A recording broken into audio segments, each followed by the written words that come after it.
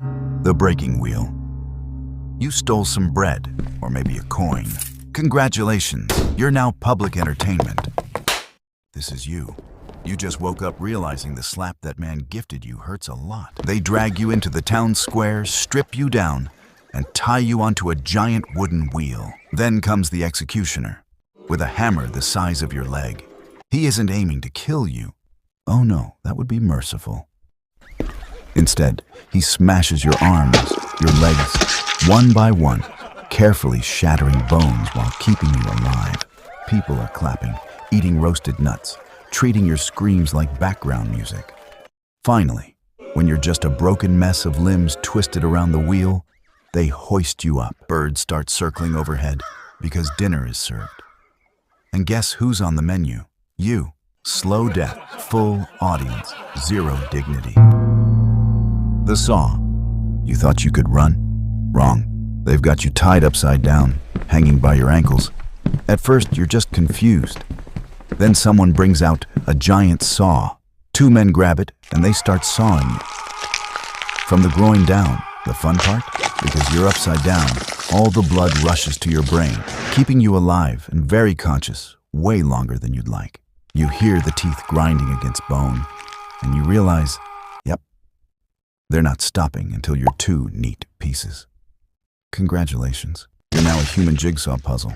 Boiling alive. This method of execution was commonly practiced in Central Asia, Eastern Europe, and Russia and medieval France, generally between the 15th and 16th centuries. But only those who forged coins or tried to poison food as treason were boiled alive, because these crimes were a direct threat to the public trust or the life of the rulers. Their punishment had to be horrific and instructive. But sometimes this method was used only for the hands and feet of people for torture and judgment. But let's consider you as someone who poisoned the emperor's food. Because of your bad luck, you'll be caught easily. They grab you, toss you into a giant cauldron, and instead of already boiling water, they start with it cold. That way, as the heat rises, so does your awareness of every nerve in your body slowly cooking. First, it tingles, then it burns. Then your skin starts peeling like overcooked chicken. By the time bubbles are rising, you're screaming so hard the steam drowns your voice. On the bright side, at least you're seasoning the broth nicely. Thank God this method of execution was banned in most European governments around 1448. Of course, after you experienced it. The Brazen Bull. If you were a good kid in school, you know that bronze is the most heat-conducting of all metals. This device was made in ancient Greece, in the city of Agrigentum in Sicily. Its inventor, according to legend, was a craftsman named Perillos of Athens. When Perillos delivered this bull to Phalaris, the king ordered Perillos himself to be put inside it to test the sound. Legend has it that he became the first victim of his own invention. Yes, imagine being killed by your own deadly invention, but let's put you in another scenario as a victim to tell this story. This iron bull was a large hollow statue made of bronze. There was a hole in the side of the bull through which the victim entered. When you enter this situation, which is normally unbearable even before you are killed, you hear voices from outside. Perhaps before you enter the bronze bull, they are bringing you to the Colosseum, where this happens in front of the people. Or perhaps before a ceremony or a speech. They are sacrificing you to create a glory for the emperor. Or your death is a gift for the crowd. When you're in this situation, they lock the door so you can't escape. They light a huge fire under the belly of the bronze bull, and that's how you know that bronze transfers heat very quickly. In a closed, dark space, you feel a burning sensation under your buttocks and back. You can't move. You sweat and start making noise. Then you scream. And no matter how much you scream, it has no effect. Your screams echoed through a system of pipes built into the bull's head, transforming your agony into the chilling sound of a roaring animal. This death is not quick. In fact, this death can last as long as your internal organs, like your heart, are working, which can easily take 15 minutes.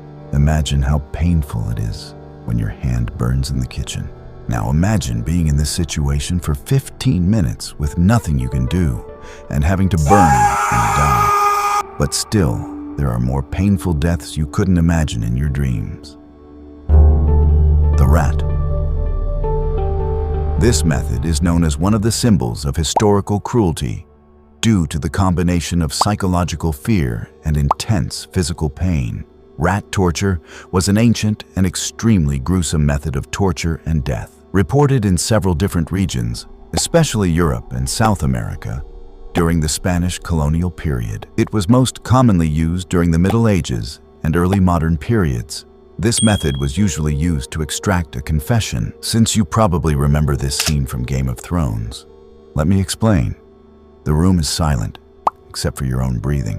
They strap you down so tightly that even your ribs ache with each inhale. Then, the weight of cold iron settles on your stomach, a bucket pressed firmly in place. Inside, you hear the faint rustle of claws against metal. A rat, trapped with you. At first, it's just pacing, sniffing, scratching at the walls. But then, heat. A torch is pressed against the bucket. The iron begins to warm, slowly at first, then unbearably fast. The rat panics. Tiny claws skitter louder, scraping, frantic, desperate. Its body throws itself against the walls, squeals sharp and piercing in the echoing chamber of metal. Your skin feels the heat radiating, burning, and beneath it, you can sense the animal pressing harder, searching.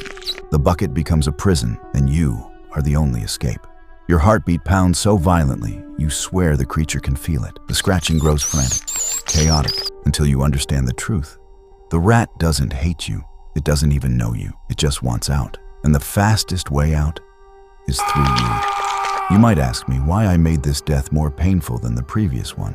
Because as long as you don't lose consciousness, you're alive. And the rat can still penetrate into your stomach and intestines to find a comfortable place. And this can easily take over 5 hours.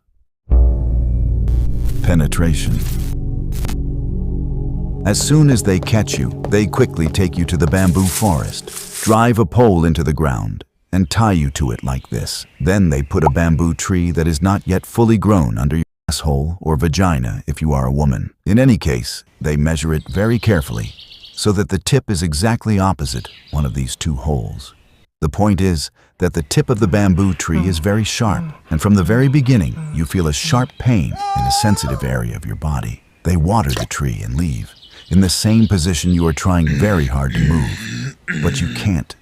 You feel this state of numbness is really hurting your legs. Less than an hour has passed, and you feel that the tip of the bamboo tree has entered your asshole very little. The more you move, you feel a scratch and pain. After a while, the bamboo tree has almost entered your body. You realize how fast this tree grows. In fact, this tree grows approximately between 3 and 6 centimeters per hour, which is terrifyingly fast. Every hour, it enters your body more and more, and you feel a sharp pain in your heart, intestines, and bladder. A little blood is also pouring from your rectum, which is extremely painful. This method of execution can easily last for more than 2 days, but you are fully aware, and every movement you make, you feel terrible pain. You can exactly feel that tree coming out of your intestines and entering your chest. The point is that you do not sleep even for a minute, and this process continues 24 hours a day. After a few more days, you will pass out. Because you have lost a lot of blood, that tree is unstoppable and continues to grow for several meters, so that after you die, you will take shape, and the presence of your body in the forest or some areas will cause fear of enemies entering your country's territory. Thanks for watching.